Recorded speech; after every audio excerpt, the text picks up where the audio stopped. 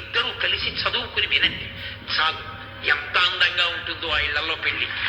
ఒక్క మాట అనుకోండి, బావగారు మనం పెళ్లి చేసే ముందు ఒక్క పని చేద్దాం, తాంబూలాలు పుచ్చుకోగానే సీతారామ కళ్యాణ ఘట్టాన్ని చెప్పించుకుందాం, లేదా చదువుకుందాం, పుస్తకం తాత్పర్యం ఉన్నది అంటే అసలు ఎంత సంతోషంగా చేసుకుంటారో పెళ్లి. పెళ్ళంటే అర్థం అవుతుంది. అంత గొప్ప ఘట్టం సీతారామ కళ్యాణం. ఆంతరమునందు పరమేశ్వరుడు తన శక్తితో కలిసి అవతల రాక్షస సంహారం చేసి నరుని యొక్క గౌరవాన్ని ఉద్దీపింపజేసేటటువంటి పవిత్రమైనటువంటి సందర్భం. అప్పుడు జరిగిన కళ్యాణం ఇప్పటికీ ఎప్పటికీ అందరికీ అభ్యున్నతినిస్తుంది. అందుకే మీరు చూడండి, కళ్యాణం జరిగేటప్పుడు మగపెళ్లి వారుగా ఎవ్వరూ కూర్చోరు.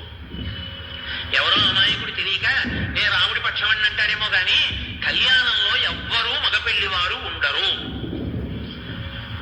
కళ్యాణ ఘట్టంలో ఎవరైనా సరే ఆడపెళ్లి వారే. మీరు చూడండి, ఈ పీటల మీద కూర్చున్న వాళ్ళు ఏమంటారు? మేము మంగళసూత్రాలు ఇస్తామండి అంటారు. మేము మంగళసూత్రాలు ఇస్తామండి, సీతమ్మ వారికి పసుపు కుంకాలు ఇస్తామండి, కన్యాదానం చేస్తామండి అంటారు. ఆ ఆర్తి ఎందుకు వస్తుందో తెలుసా? జీవుడు కన్య, పరబ్రహ్మము పురుషుడు. ఈ జీవుడు పరబ్రహ్మమును చేరిపోవాలి. జీవ బ్రహ్మైక్య సిద్ధి ఇద్దరి మధ్యలోంచి ఇంకా నడవరు.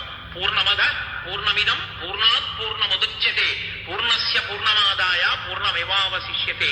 ఆ జీవ బ్రహ్మైక్య సిద్ధికి సీతారామ కళ్యాణం కారకం కాదు. సీతారామ కళ్యాణ ఘట్టాన్ని చూస్తే చాలు ఒక సమృద్ధి కలుగుతుంది. నరుడిగా వచ్చినవాడు. మనం వివాహం చేసుకునేటప్పుడు ఏ మంత్రాలు వాడతామో పరమేశ్వరుడికి తలంబ్రాలు పూసేటప్పుడు కూడా అవే మంత్రం చెప్తారు. ఏమండి? యజ్ఞో మే కామ సమృద్ధ్యత